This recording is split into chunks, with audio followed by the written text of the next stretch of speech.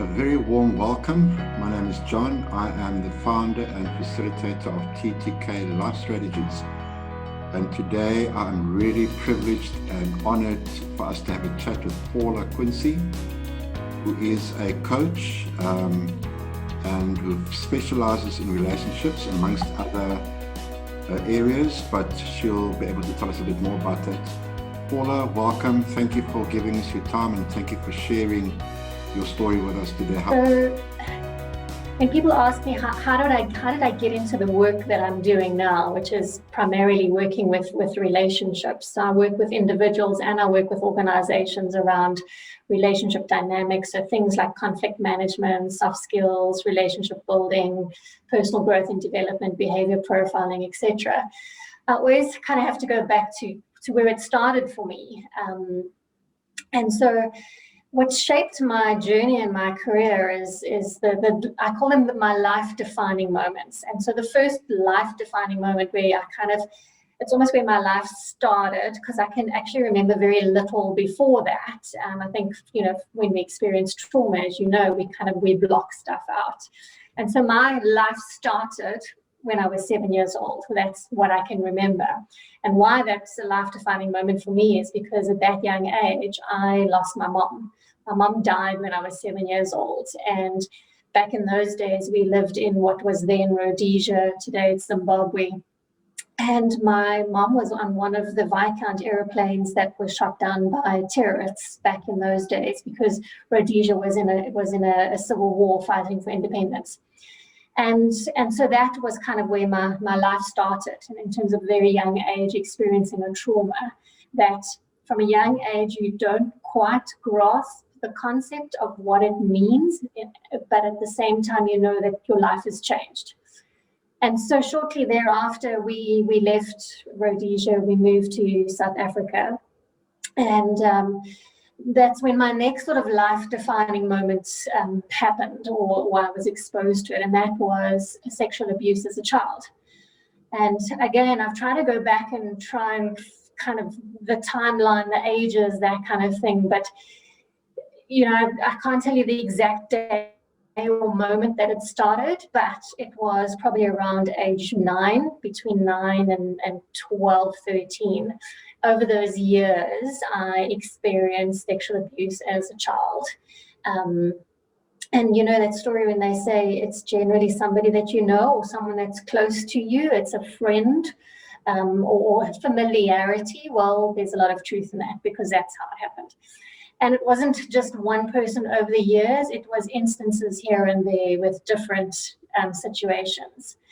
And it carried on in terms of, it shaped how I saw myself in terms of my own self-esteem, self-worth, self-belief, in terms of thinking, that this is the only way that you show love, or that love is shown, or this is what love is. And at the same time, that there's something, it's not right, so there's something wrong with it.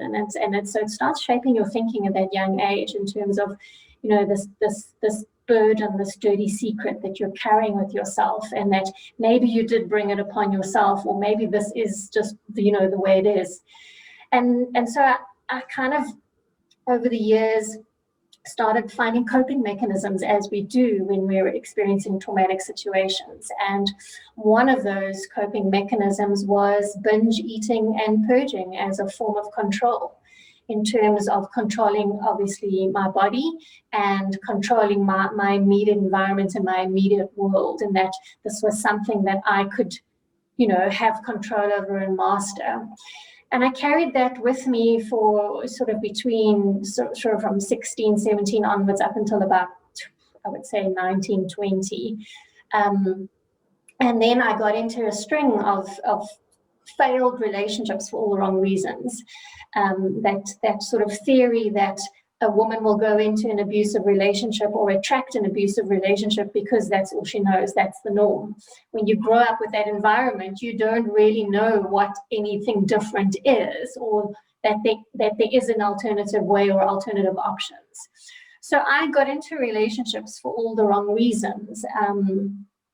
Through my own reactive defensive behaviors and my way of coping and being in a relationship, which is I didn't know how to have healthy attachment in a relationship, because from such a young age, from 7 years old, I had never developed those skills on how to have healthy attachment. And I always tell people that when my mom died, my dad might as well have died with her, because he was so emotionally unavailable. And so I had no emotional safety or psychological safety growing up as a child. And so I grew up very quickly. I became an adult overnight. And I always tell people that it felt like I was an adult trapped in a child's body, because overnight I had to become responsible. And as parents, we don't realize the full effect or impact of our words on children, because children don't have that emotional vocabulary or that emotional context to understand the difference between statements and innuendos and that kind of thing. And one of the things that my dad said to me at a very young age, and I've never forgotten those words, but I only realize now, looking back, how they shaped me. And he said to me back then, he said, "You are now the woman of the house." And at that young age, I took those words on board literally. And that's how I grew up overnight. And I became the woman of the house. And I became responsible for everybody else in the household in terms of, taking care of and nurturing and giving to everybody else, and not having any nurturing myself. And so that shaped my thinking and my behavior and how I related in relationships, particularly when it got to my adult relationships. And so I got into these relationships with taking care of and being responsible for everybody else, but not knowing how to accept and receive in lieu of, and how to have healthy attachment. And so it got to a point in my life, after one failed relationship after the next, I realized that I can't carry on like this. I have to do something. I knew there was something wrong with me in terms of I couldn't have and sustain a healthy relationship. I didn't know what it looked like. I knew that there was this empty void inside. And I knew that I had to speak to somebody, because I'd been carrying a secret, or these secrets, with me for so many years.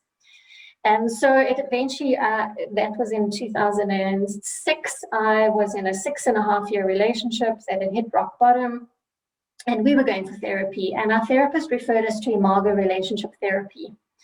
And so we went away on this couples weekend, this couples retreat, and I was just blown away by the impact that imago relationship therapy had on me in helping me understand how my upbringing had shaped and influenced who I had become, my perspective on the world of what love and relationships and family dynamics looks like, and how I was then forging relationships with other people, both personally and professionally, in terms of communication, managing or dealing with conflict, healthy attachment, trust, vulnerability, all of those things. And so there I decided I want to learn this stuff, because life is too short to be unhappy and miserable, especially in our relationships, which should be our biggest source of nurturing and our biggest source of support. And I just didn't want to keep going through these cycles of one relationship to the next. It wasn't what I had envisaged for my life, and it's not what I wanted. And I knew that if I wanted to turn that around, I had to start taking care of myself and working through my stuff, my own stuff. And so at the same time, I went into therapy, and I, for about 3 or 4 years, was in therapy, working through and just slowly reconnecting with myself and who I wanted to be and how I saw myself and how I could take lessons and insights from the past and use that to move forward and create very different relationships and a different life. And also forgiveness and making peace with the past and getting closure in terms of, going through, so starting with my mom's death. I had never really grieved it properly because of the environment and the circumstances and the way that my dad coped with the whole situation, which was we never spoke about it. So there was no sort of safe space to talk about it or openly acknowledge that, yes, my mom was there, she played a part in my life, a role, and to carry that memory forward, and that she will always be a part of my life. And then also in terms of part of what was contributing to my behavior and the way that I was showing up in the world, both personally and professionally, is that I was looking for my dad's validation and acceptance. And I was seeking it, but in all the different ways. And the way I wanted it from him was to become an A-type personality or an overachiever. And so I would try and overachieve and try and get his acknowledgement or his validation in various ways. So, for example, I'm the only one in my family to get a degree, because back then there was no money to go to university. University wasn't an option. So straight after I left school, I started working. And then one of my mentors in the workplace, who was a life-defining person and time in my life, encouraged me to actually go and study for a degree. And at the time, I thought, well, only clever people go to university, and I'm not one of those. So, you know, that's just my lot in life. But with that person's encouragement, I actually ended up getting a degree. So I'm the only one in my family to have a degree. And I thought that that would, you know, be a way of him to acknowledge and recognize my achievements and my worth in the world, which didn't happen. And then one of my passions, and that still to this day, is running. And I was a long distance runner and a competitive athlete, and you know, had achieved multiple winning races and age categories and podiums. And even in terms of South Africa, as you may know, we have the Comrades Marathon here. And I had reached a point where I was in the top 10 South African women in 2009.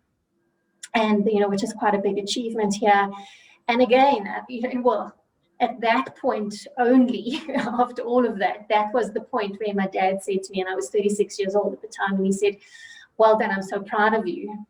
And I stopped back to reflect and think how it was such an odd thing in terms of sport, despite all the other achievements in the workplace and being recognized as an achiever in the workplace and all those kind of things, that was that thing that he validated. And working through it through therapy, I realized that that was the only thing that he could relate with was sport, because he was a big sports person back in his days. So that was the only thing that he could kind of relate with me on that level, which is why he could only validate me when it came to that and not the other things that I was so badly wanting him to validate me for. But working through therapy, I'd made peace with that fact that that was his way of showing that he cared and that he was proud of me, and that was the only way that he could articulate it and verbalize it and say it. And so we had kind of, through therapy, I'd worked through it. I'd made peace with my dad and my relationship with my dad, and that was who he was, and he was never going to be able to change and give me what I wanted in my way, but rather to look at it from his perspective and accept that that's what he was capable of giving. And so getting closure on that sort of chapter or journey in my life. And our relationship changed shortly thereafter. He became a little bit more softer and gentler. Maybe age had something to do with it as well, I'm not sure. And then, I had then, through the process as well, I started training up on imago relationship therapy, because I wanted to now be trained as an imago therapist and educator and facilitator. And I started doing this work slowly on the weekends in a part-time perspective, during the evenings and the weekends, with the view that one day when I left the corporate world, I would do this as my second career. Because I was enjoying what I was doing in the corporate world. My degree was marketing, and I was doing marketing and advertising, and I was working for big blue chip companies like Nedbank and Standard Bank and KFC. But eventually, over time, working with people and helping people became more meaningful to me than, and I say this respectfully, being a number on a payroll system in the workplace or in the corporate place.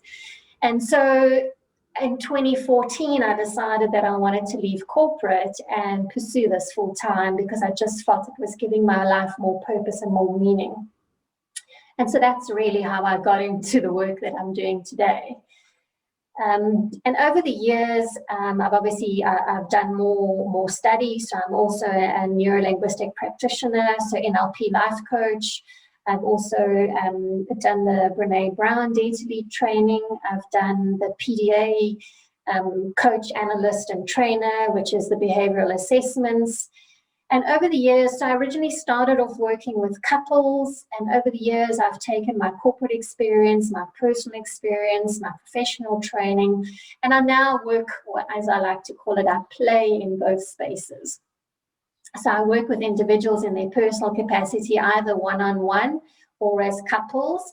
And I also run personal growth and development programs for men and women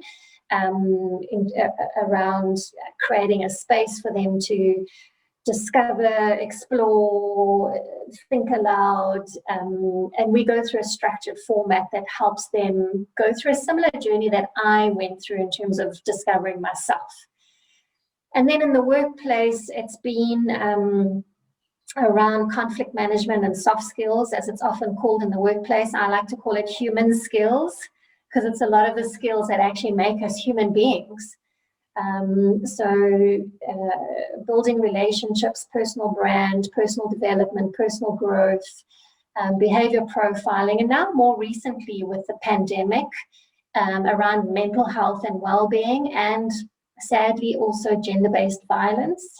And this is where I'm bringing my own personal experience of what I experienced, and we are now working with some corporates around gender-based violence, because they've realized that with employees working at home, a lot of them aren't necessarily safe being at home.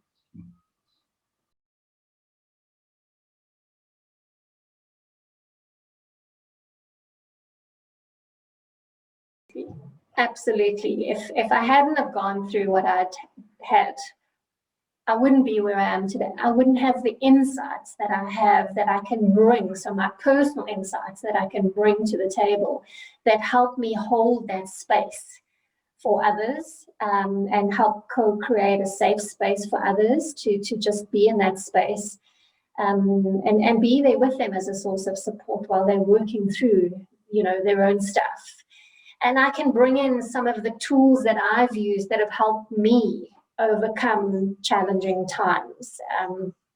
And this is where I've blended my own approach, where I've taken some of the corporate stuff that I've learned with all the self-development and leadership programs that I've been on.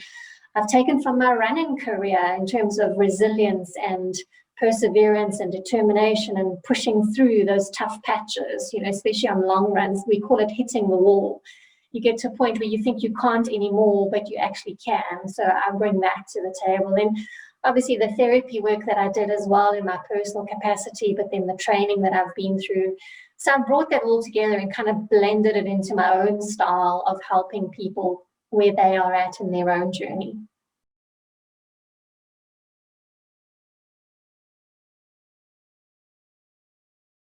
Yeah, I think definitely. It certainly has shaped me in terms of my view of the world. And I always say that one thing that I kind of stand for, try and live every day, is that my past does not define who I am. I do.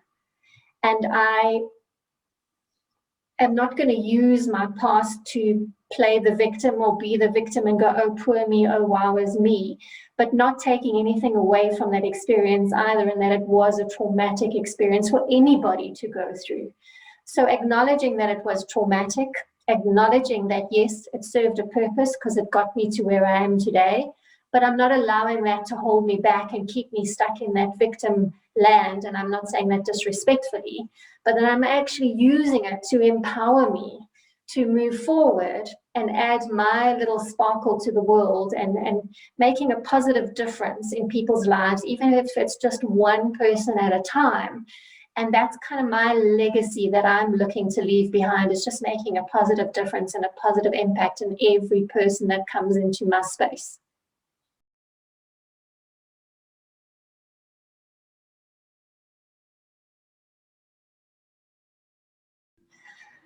So I think if I start with losing a parent at such a young age, sometimes it is what it is and you don't have control over those things. So how do you make the best of the situation?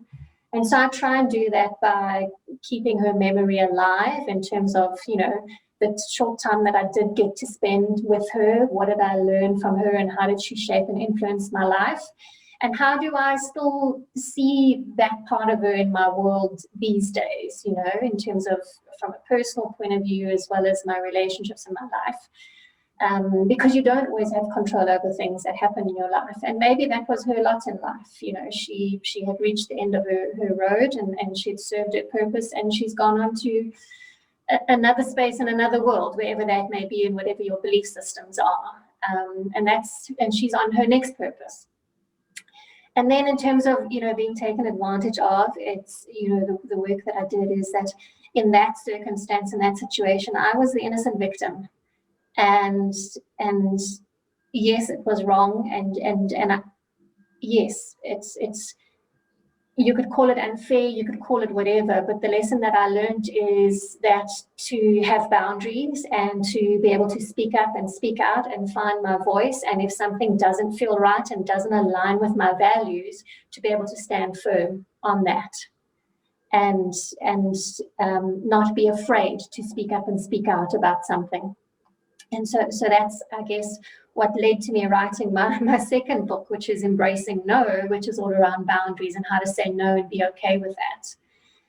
In terms of relationships, part of the boundaries came into that, but the first part was being able to deal with conflict and confrontation. Part of the traits that I'd learned growing up with my dad being emotionally unavailable was avoiding conflict and confrontation, and to lash out at it in different ways, or shut down completely. And I was the kind of person that when confrontation and conflict came about, I would actually shut down and withdraw and do the silent treatment. That was my way of dealing or coping with conflict and confrontation. I would avoid it. And that's probably what led to my first book I wrote, which was Embracing Conflict, because through the years of therapy and that, and working on myself, and the Imago relationship therapy, is learning that conflict is actually growth trying to happen. And when we feel that resistance, it's because we're being challenged on a level that either is going against our boundaries and our value systems, or it's our perspective is being challenged. And that how can you use this moment to learn something about self, about the other person, or about the situation? And that it's not about who's right and who's wrong, because that's often what happens when we're in conflict, particularly from a relationship point of view. We try and prove each other wrong. We try and find fault with each other, and we try and go, no, you're wrong and I'm right. And that's when couples get stuck in the blame game. And so how do we get out of that washing machine cycle of who's right, who's wrong, and, you know, trying to prove a point and get the upper hand, and rather go, what's going on here? Where am I being challenged, or where are we being challenged, and how can we use the insights to learn and grow from individually, but also collectively as a couple and from a relationship point of view? And I've tried to carry those through in my own relationships, but also at the same time to remember that we're all human at the end of the day as well, and we make mistakes. And often when we get caught up in those emotional moments, we can default to our default behaviors. But how do you catch yourself and go, okay, I'm doing it again, or yes, I've reacted, or yes, I've just lashed out, and make amends and repair the damage instead of staying stuck in that blame game space?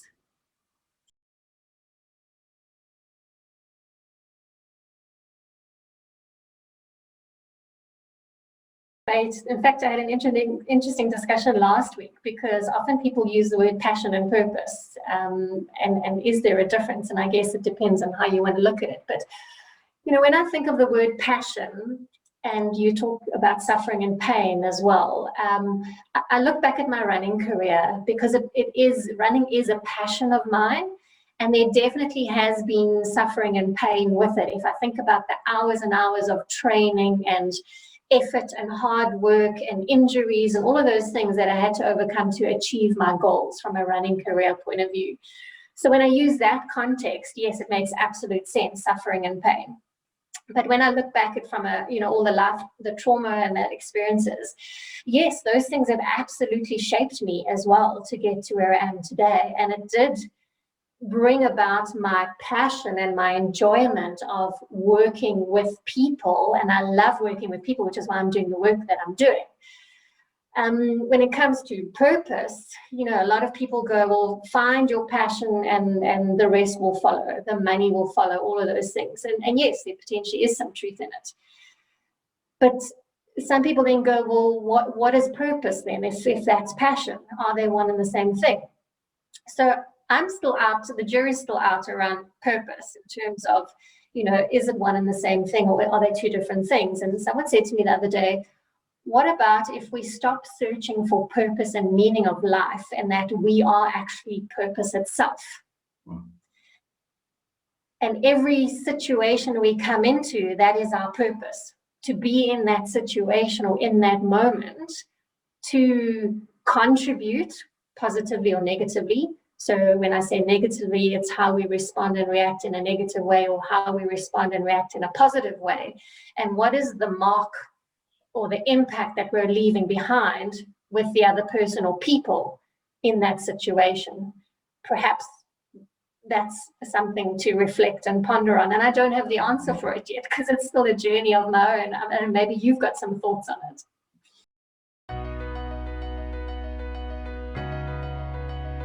Yeah, I'm on all the social media platforms. So you can find me on Twitter, Facebook, Instagram, YouTube, LinkedIn, and then also my website, which is paulaquinsee.com.